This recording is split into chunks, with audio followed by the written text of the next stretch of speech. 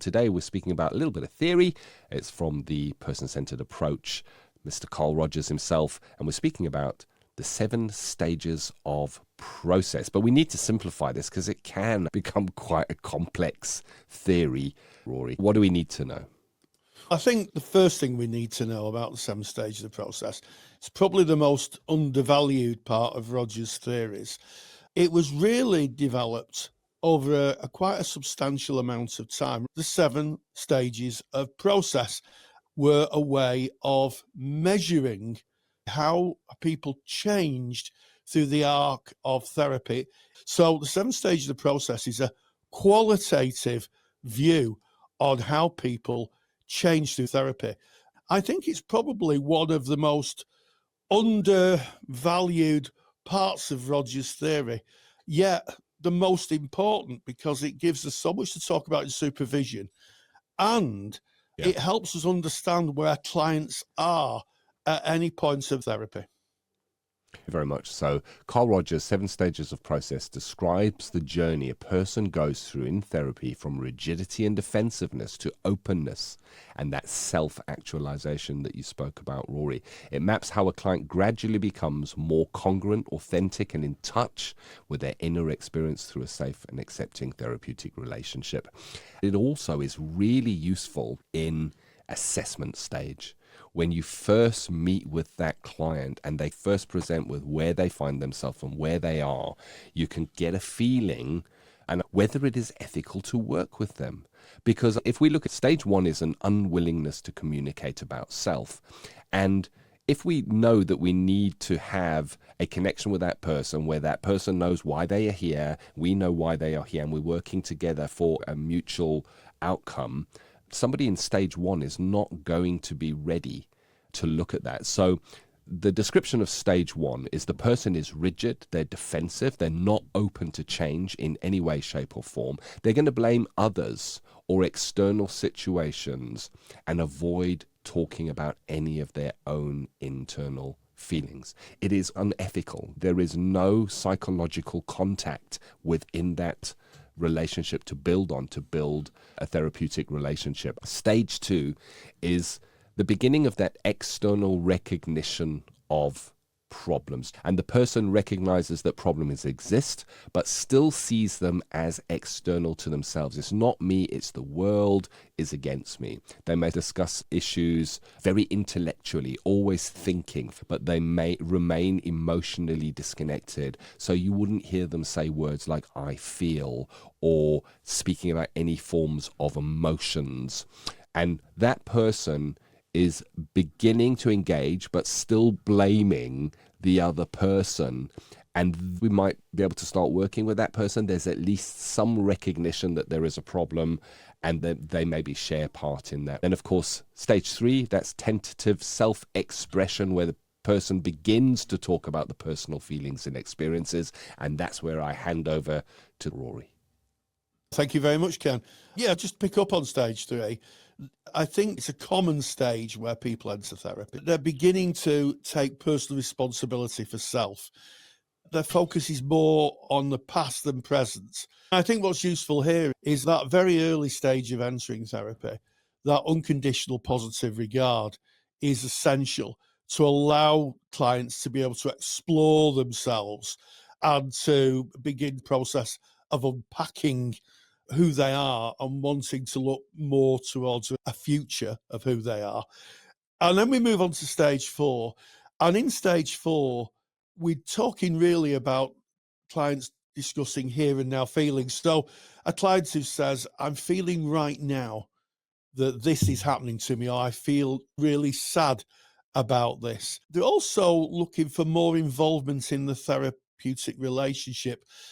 They may be looking to the therapist for validation or support, but crucially, they could possibly still not build that trust. Trust in the therapist is part of the process of therapy.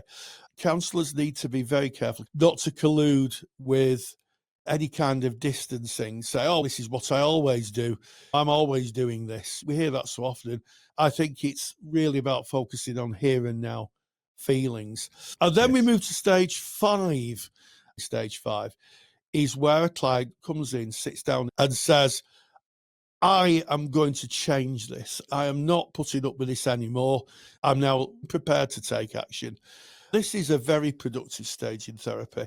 It means that they're beginning to harness their own organismic valuing, as they'd say in the theory. In other words, they're becoming more congruent with themselves. They're listening to their internal compass and saying, this is the direction I want to go, and this is who I want to be. And then finally, we go into stage 6.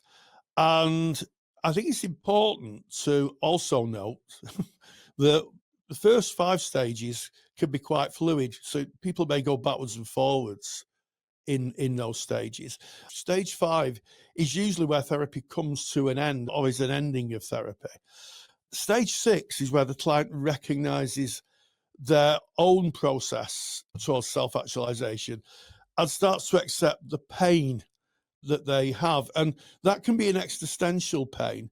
That could be the fact that they have to make their own decisions, and that in doing that, they need to trust their own judgment and feel self-love. Stage 6 usually takes place as a growing development and a process of personal growth after therapy's ended.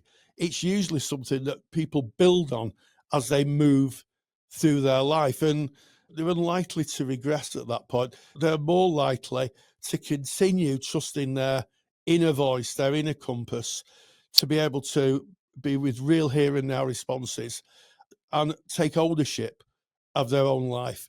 Yes. So where the meat and potatoes of our work sits is in stage 3, 4, maybe dipping into 5. If you're dipping into 5 at the end of therapy, that's a great outcome. That person now accepting feelings and a willingness to change. That self-actualization, it happens within. It happens as part of personal development and constantly looking there. And the therapy may be the seed that kicks that off. And the person may get to stage 6, experiencing feelings fully and in the current moment. I've got the handout here. The person deeply feels emotions in real time, trusts their inner experience. They trust their inner experience. So that's not incongruence. They're looking to their true self and going, I know the way here. I can guide myself here. It doesn't mean that at stage 6 you won't have sadness and you won't have challenges in your life. It just means that you will navigate it differently and you will recognize that you have the power as the individual to navigate through that. And then I think if we go into stage 7, Rory, I don't know that I've seen the stage 7. The description, the person is open to new experience, lives authentically, continues to grow outside of therapy. They trust themselves and their process. That is the 7 stages of process. So I've got a little summary table here. Stage 1, rigid and closed. The example, I don't need help, it's them. Stage 2 is external blame. They're the problem, not me. Stage 3, tentative self-talk. Maybe I feel these feelings. I'm not 100% sure. Maybe they're coming from in me. Stage 4, that emerging ownership. I notice I react strongly when XYZ happens. And then stage 5, active self-reflection. I want to change how I handle myself and the situations around me. Stage 6, present emotion. Right now, I feel this, that, or the other, and that's okay, even if it is a negative feeling. And then stage 7, integration and growth. I trust myself and I feel free to grow. It's a beautiful theory, Rory. It is. It's elegant. That's the term that Roger's used. So a final plea from me, don't forget the 7 stages of the process. It is just as important as all of Roger's theory. And I think it's one that we use a lot in our practices and probably don't know we're using it.